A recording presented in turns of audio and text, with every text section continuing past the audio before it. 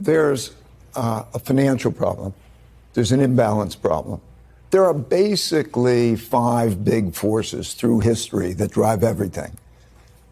First, there's the money, credit, debt, economic cycle in which there's a building up of debt in a cyclical way that becomes too large, and we're going to have problems. We're going to have a government debt problem. Maybe we can get into this.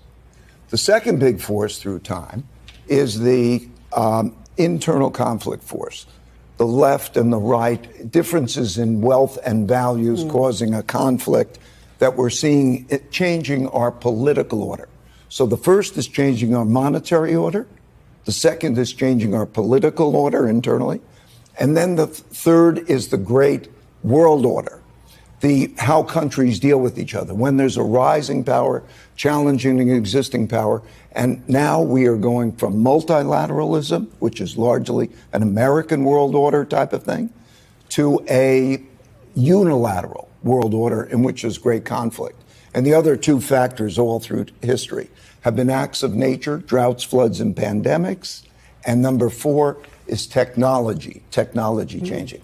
And how they are coming together are the main forces behind this.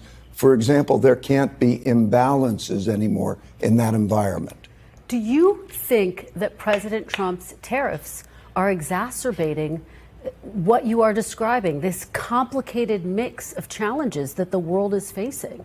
I think it's just a function of how well they're handled. You know, it's a reality that it's a desire to bring in tax revenue from that. It's a reality that we would like to build manufacturing and jobs here. This is a reality. That's how that's done, whether that's done in a practical way, whether that's done in a stable way, whether that's done with quality negotiations in which that's a mutual problem, or whether that's done in a chaotic and disruptive way that produces great conflict, makes all the difference in the world. Based on what you're seeing right now, do you think that these tariffs are being carried out in a practical way or a chaotic way? I think we'll see. So far, very disruptive. Right? And so we don't know what the numbers are. But that could be part of a process, right? It depends where we are at the end of the 90 days. Because what was put there is like throwing rocks into the production system. And those impacts would be enormous in terms of the efficiency of the whole world, great cost.